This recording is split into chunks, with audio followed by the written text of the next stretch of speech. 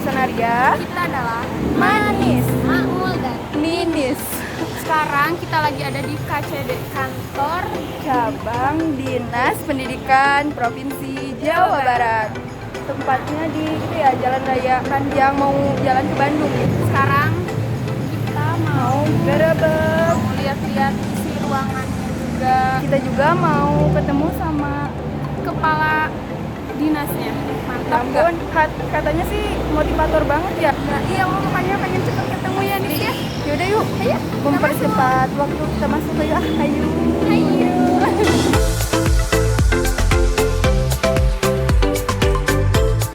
Jadi sekarang kita mau masuk. Tapi kita harus ke resepsionisnya dulu sambil kenalan. Guys, ini udah ada. Kita udah masuk. Sini ada Ada teteh-tetehnya juga yang cantik banget yang punya. lagi PKL lagi ya. Tapi namanya siapa? Nurulita. Nurulita namanya. Kelas Cantik banget. Oh, kelas 11. Ampun, berarti Cantik banget. sama ya sama kita kelas 11. Kalau yang mau minta nomor WA-nya nanti komen aja ya. Sekarang kita langsung lihat-lihat isi kantornya.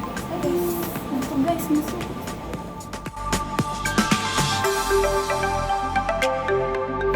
Sekarang Canda guys. kita langsung ke Ruang yang dan juga kan sekarang ini ada berapa lantai ya? Kurang lebih. Ada 2 ya? sekarang kita mau langsung ketemu dengan ibu kepala. Udah gak sabar Deg-degan banget. Sekarang yang bisa memotivasi kaum wanita. Pokoknya kalian harus ikutin terus video ini. Sekarang kita akan berbincang-bincang dengan ibu kepala dinas.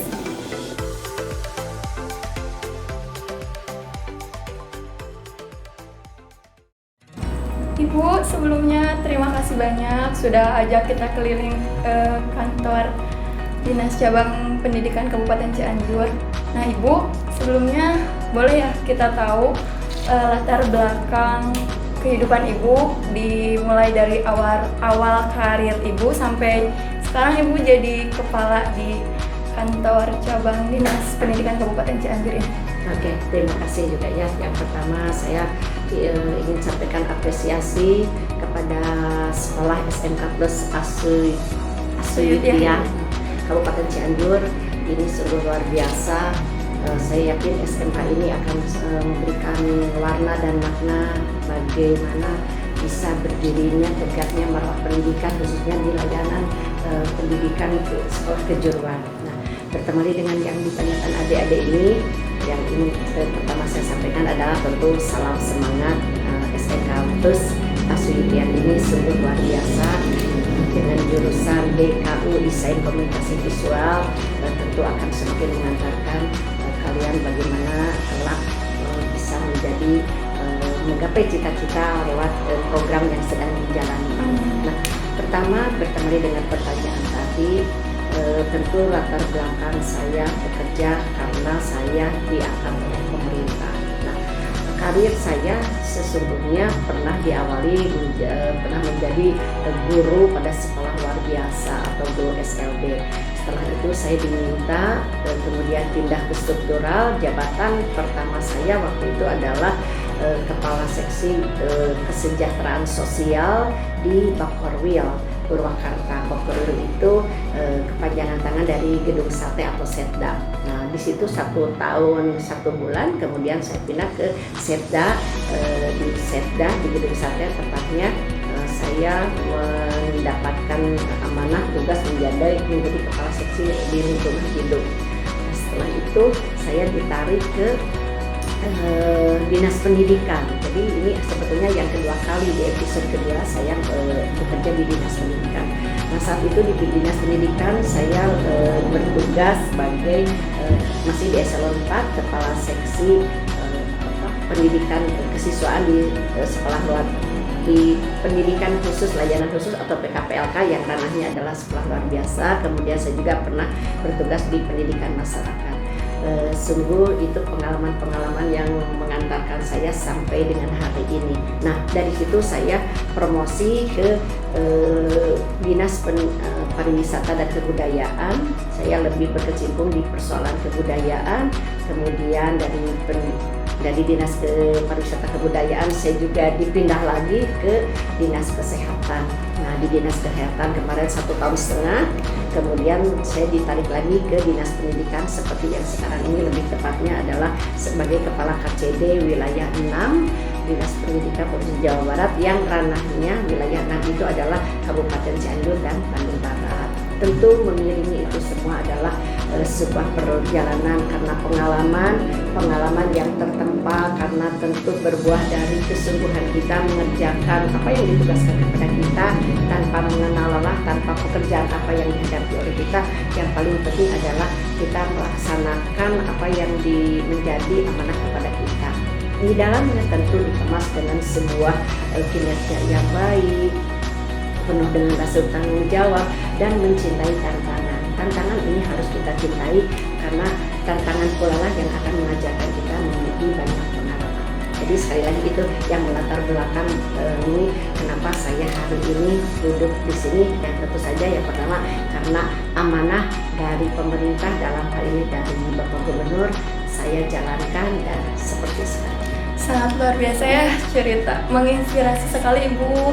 Ibu kalau boleh kita tahu, Ibu sudah punya anak berapa ya? Oh, tentu anak sudah 2, cucu sudah 1. Dan ini tentu anugerah. Saya alhamdulillah beruntung bisa mendapatkan meraih fase ketiga sebagai perempuan yang sempurna, artinya mulai dari seorang gadis menjadi seorang istri, menjadi seorang ibu, dan sekarang alhamdulillah bisa menjadi seorang ibu. Tentu saya sangat bersyukur di tengah kesibukan saya mengemban tugas negara, mengemban tugas pemerintah, saya dianugerahi sebuah keluarga yang insya Allah dalam pandangan saya sempurna, arti kata saya menaiki fase ketiga yaitu menjadi seorang ibu.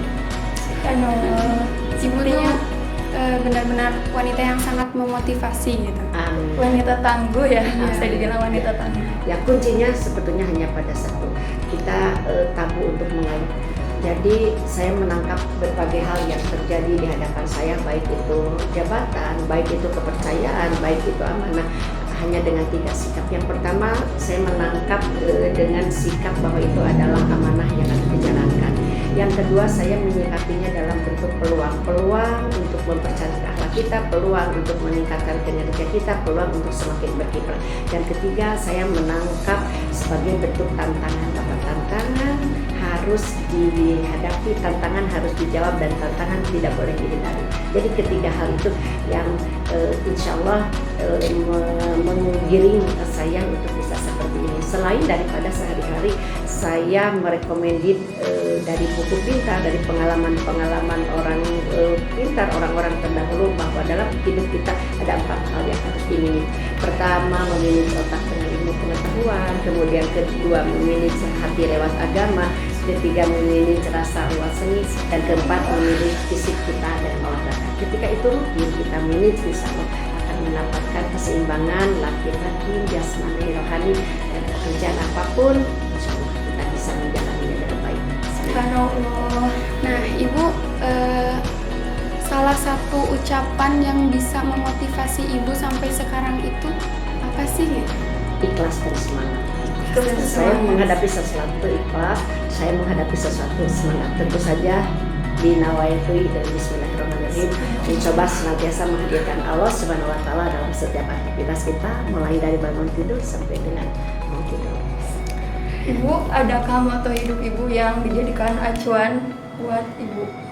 Saya menjalani hidup apa adanya, yang penting saya bersyukur dengan apapun. Terkadang musibah juga harus kita syukuri.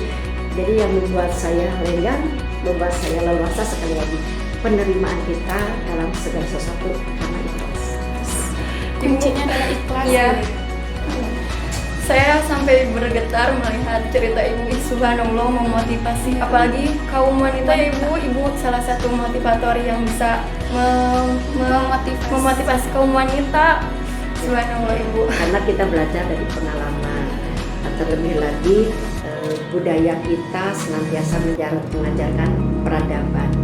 Yang lebih utama lagi, agama kita yang mengajarkan kita kebenaran. Jadi saya cukup beruntung punya lingkungan keluarga, lingkungan sosial, lingkungan pekerjaan. Ini sekali lagi adalah pendorong saya seperti ini. Jadi tentu saja kehadiran kalian juga adalah motivasi buat saya. Kehadiran kalian juga adalah warna bagi saya. Bergetar sekali hati kamu, ya Allah. Nah Ibu kalau boleh tahu, apakah saat ini adalah titik tertinggi dalam hidup Ibu gitu, menjadi Sebagai kepala dinas? Jabatan saya pikir bukan segala-galanya. Jabatan itu adalah amanah. Jabatan itu adalah sebuah kepercayaan, atau bahkan bisa disebut jabatan juga adalah sebuah penghargaan. Yang dimaksud segala-galanya bagi saya adalah ketika saya husnul khotimah dalam segala sesuatu. Insya Allah.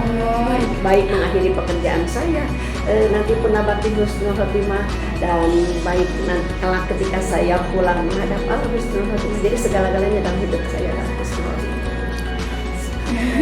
Ibu tuh Kartini zaman sekarang gitu. Iya, patut dicontoh ya. Kita juga mencontoh Ibu lah, insya Allah. Amin. Nah Ibu, menurut Ibu pendidikan di Indonesia zaman sekarang itu kayak gimana ya? Pendidikan Indonesia sudah sangat maju. Kita juga diperhitungkan di dunia internasional, diperhitungkan.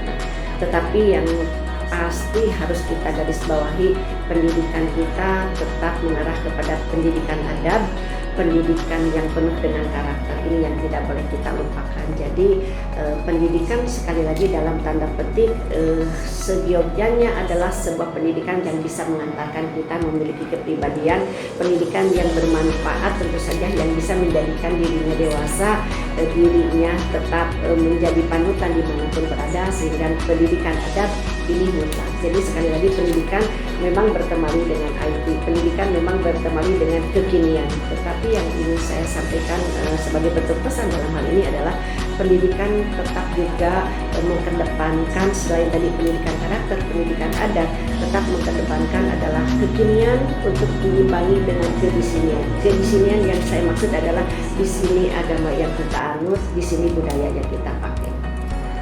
Nah, Gitu ya. boleh ya Ibu kita tahu apakah Ibu tuh suka membaca? Soalnya tadi saya lihat, Wawasannya sangat luas ya. saya lihat juga banyak buku Gitu ya di ruangan Makasih, Ibu. Membaca sebetulnya saya tidak terlalu rutin karena berbagai kesibukan yang cukup luar biasa di dinas pendidikan. Ini pekerjaan ranahnya dari fluktuasi waktu luar biasa sekali. Saya tidak terlalu rutin membaca, tetapi ketika ada kesempatan saya membaca, saya lakukan membaca. Saya sering bertanya kepada banyak orang, saya senang juga diskusi, atau ada judul-judul tertentu misalnya di koran saya baca, saya maknai. Jadi itulah. Dan yang paling saya suka adalah ini. Saya suka membaca buku ini, Wahyu Sujani, Ketika Tuhan Jatuh Cinta. Saya suka. Ini penuh pesan moral, semuanya penuh dengan tuntunan, dan saya memang suka membaca hal-hal yang bertemakan religi dan filosofi. Ternyata di kesibukan Ibu menyelipkan waktu buat membaca ya. Aduh, Hanya sedikit waktu sih. merinding sekali saya mendengarnya Ibu. Tapi yang paling penting saya banyak pengalaman dari siapapun, berbicara, ngobrol, diskusi dengan siapapun, itu adalah pengalaman saya mendapatkan banyak pengetahuan. Termasuk dengan adik-adik, ini juga luar biasa buat saya. Ibu terima kasih sekali Bu. Kita juga suatu kebanggaan lah bagi kita Bisa bertemu langsung dengan Ibu. Sama-sama. Saya juga bangga dengan kalian, anak-anak manis, anak-anak bangsa yang kelak di pundak kalian akan kita titipkan negeri dan bangsa ini. Kalian sukses selalu ya. Ada lagi? Ada lagi Bu, menurut Ibu bagaimana dengan jurusan baru di Aswidya ini, di desain Ya, komunikasi visual? sekali lagi saya tadi sampaikan apresiasi. Apresiasi ini, jurusan ini akan memberikan ruang, memberikan peluang kepada kalian sebuah kesempatan bahwa bakat dan minat dari setiap siswa saya yakin akan tersalurkan. Karena tentu setiap teman-teman kita, setiap orang memiliki bakat dan minat yang berbeda. Maka SMK Plus Aswidya ini benar-benar sedang mengantarkan kalian bagaimana bakat dan minat ini nanti bisa tersalurkan, sehingga DKU ini atau desain komunikasi visual ini sekali lagi adalah ruang, waktu, tempat, bahkan peluang bagi kalian untuk menggapai cita-cita sesuai dengan. Terima kasih. Terima kasih ya Ibu. Sukses selalu, disampaikan salam.